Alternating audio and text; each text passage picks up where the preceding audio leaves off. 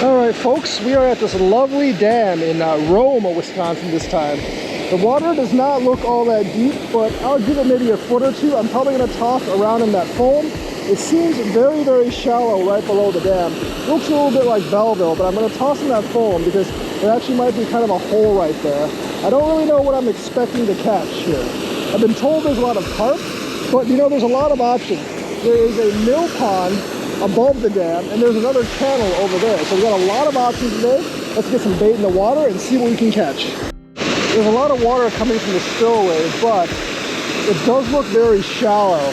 Not the most promising place in the world. I can feel the rocks on the bottom. I'm just gonna leave my bait there for now and see if anything picks it up. But because this water looks really shallow, right beneath the dam, and I'm pretty sure it is, I am actually going to toss one in the mill pond by the bridge over there. And then I might actually fish in the I might actually go fish in the stream over there, like the other channel, because that channel looks deeper. All right. We're going to toss a little bit of a worm under bobber here. The water is super shallow under the dam, and I do think there are small fish under the dam, like in the calm water over here. I'm not sure if that's completely true or not, but I would guess there are some small bluegill here or something. We got something. Don't you know that? It's a pretty fat bluegill.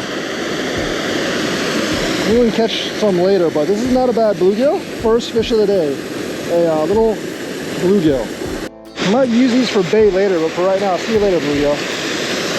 Actually, something pulled my pole all the way this way. This one is a decently large fish. Or a turtle, one of those two. It's either a turtle or a fish, but no, it's definitely a fish. It's taking my drag. That's what I thought it was. Common carpio. All right, I think I'm gonna have to use meat baits, because if I just use worm baits, the carpios are definitely going to keep bothering me. So, common carpio. It's a decent size one. It ain't huge, but it ain't small either. Let's actually drag it over here where the shore is really low so I can actually land it.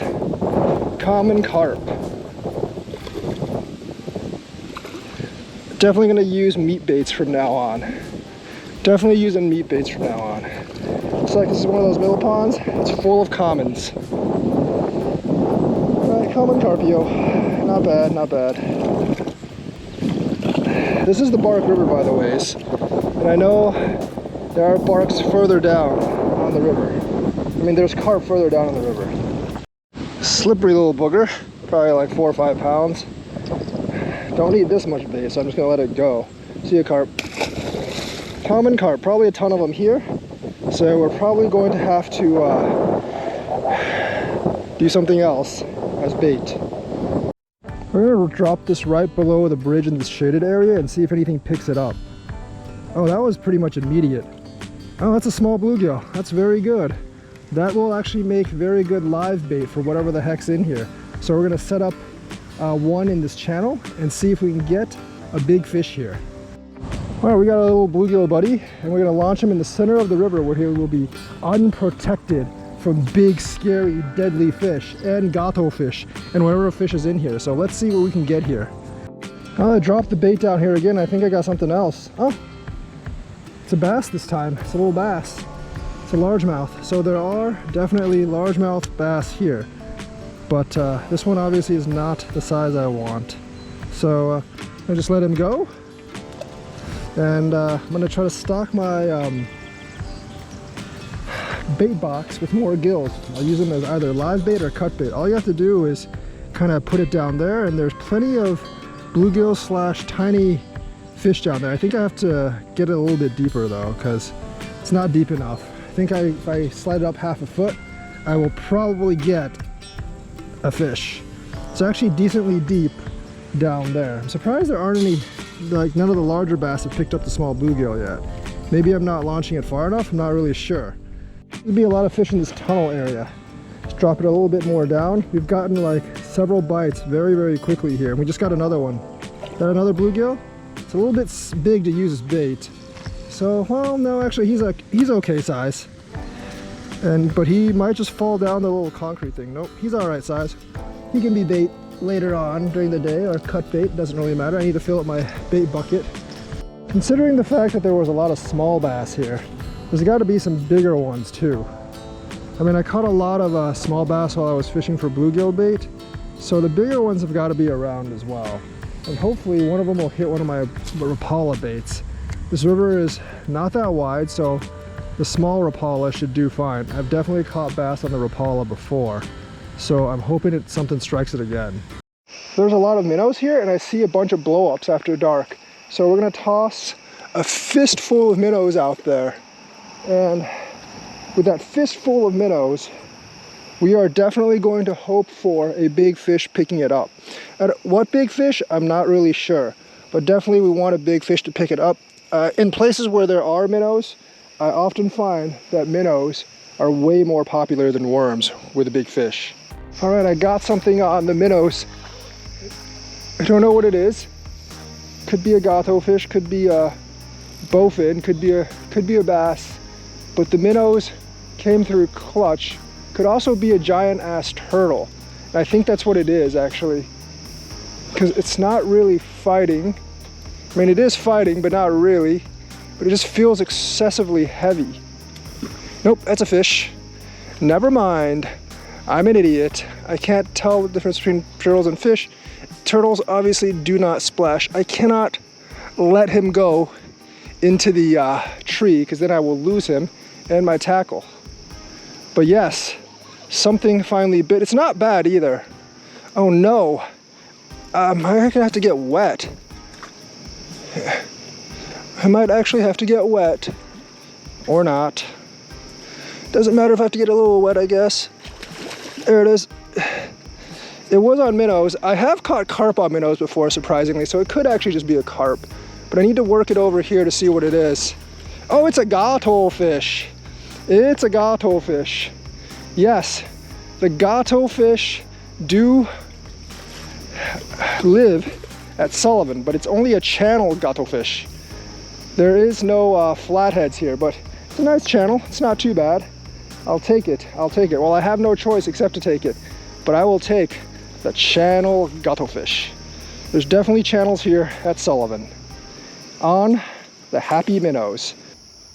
Channel catfish at Sullivan, Wisconsin. Those people that said catfish don't really make it up the bark besides the rock confluence are wrong. They are gatoing at Sullivan.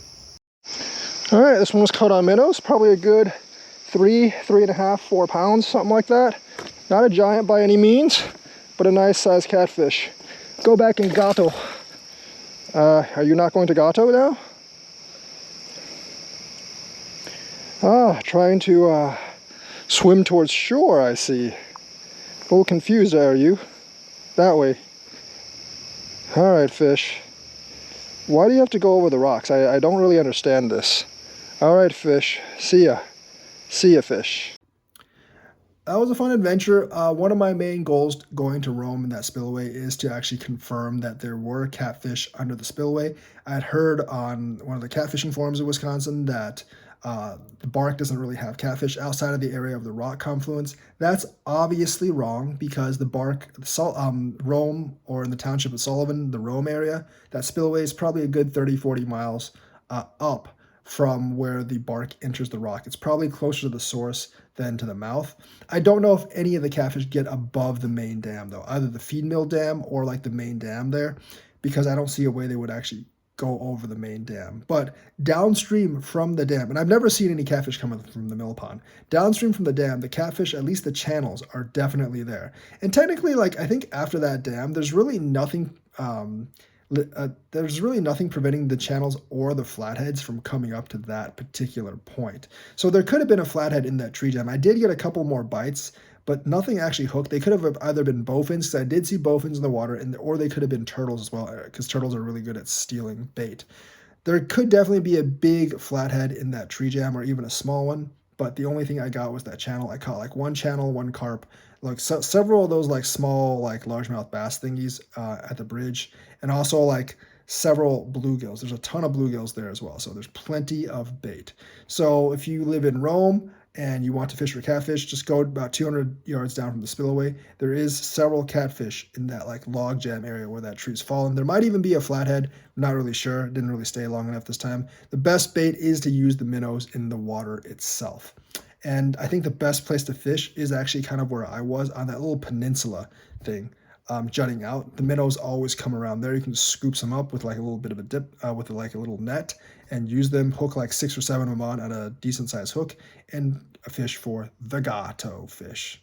So thanks for watching, like and subscribe, hit that bell notifications button and join me on my next adventure.